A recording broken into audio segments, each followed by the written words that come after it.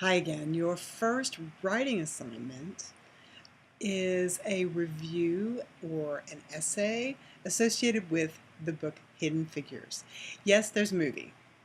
The book has a lot more information. The book has a lot more going on with regard to our class on the history of science and society than the movie. The movie's great. I did indeed have a chance to watch it this summer, so it's a terrific movie. It is primarily focused on NASA, and that's great. But the book itself relates significantly to the importance of science in the 20th century and the application of science through math, physics, um, both airplane flight and space flight. There's also connections to the World War II effort happening in this country. So there are also some examples of civil rights issues associated with the government, the U.S. government, trying to make sure that we have the best and brightest to work on the various challenges we were facing in technology, in warfare, in science, as we move into the 20th century and post-World War II. So please read the book. The book is very good. It's a page turner. It has very short chapters.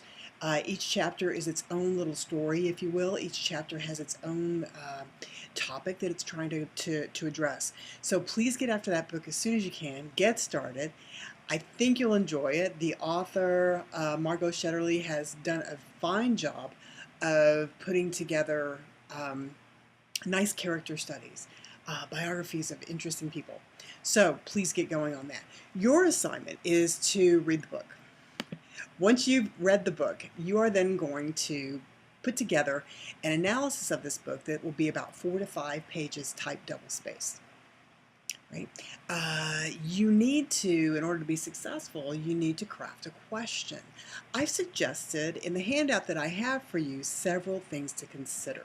Again, you'll find this under the Information tab at Blackboard in our class. So the first thing you need to do after you read the book is craft a thesis, craft a question.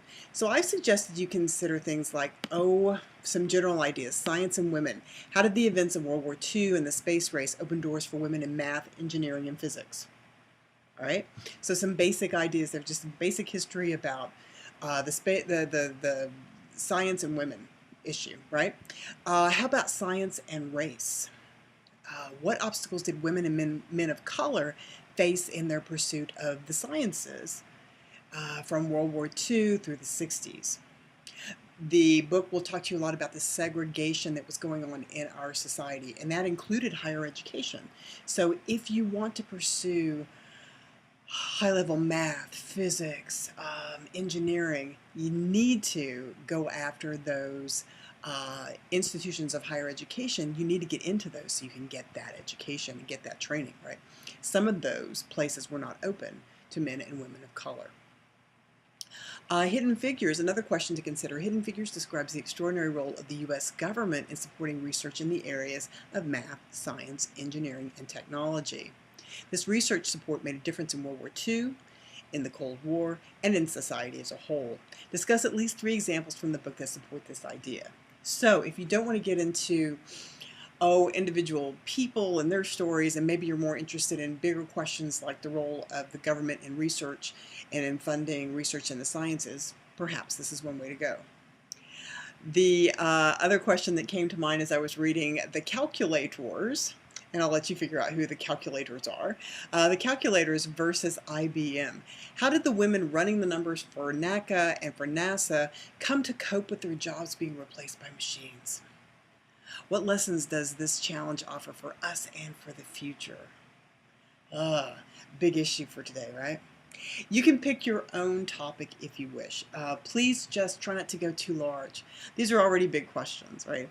Try not to go too big, but you can pick your own topic if you wish. If something else comes to mind, go for it. Just run it by me before you decide, because I just don't want you to go off on a topic that's going to take too much time or might lead you to an unsatisfactory completion of your topic, right? So You might consider offering, say, 3 to 5 examples from Shetterly's work to support your ideas. These do not have to be overly long quotes. They can just be references. Quotes sometimes are the best way to go, but do learn to paraphrase and cite your source. Sometimes quotes are best, as I said, but use your own judgment. We just don't want a bunch of long block quotes for your paper. I want to read what you have to say. I don't want your voice to be limited. You should please have 2 sources from beyond Shetterly's book to support your work. Please avoid encyclopedias, but if that's all you've got, okay. But please try to go for sources that are more interesting, more complex than just basic information. Feel free to use your textbook if that's helpful. Book reviews of Hidden Figures is fine, but please try to find at least 2 other scholarly works that relate to your topic, whether it's women in science, race and science, government spending in science, etc. Right, so please find some other sources. The other thing that I would suggest is you do take a look at that the guidelines there, the general guidelines for this paper. Some grammatical issues to try to cope with. Please don't plagiarize. Stylistic ideas of how to avoid the passive voice, etc. So if you have time, please do indeed read those guidelines. Please do take those into consideration when you're working on your paper.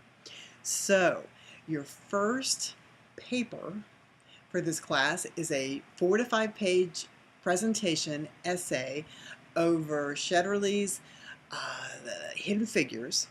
And the idea here is to take a portion of that story, take a portion of that book, and report back, give us some ideas on how you think this book sheds light on some significant issues in science and society. That paper is due on a Saturday. I believe we said July 8th. Yes, by midnight, please. And you'll upload that in your there's a folder under content. It's the last folder on the list that says turn in your papers here.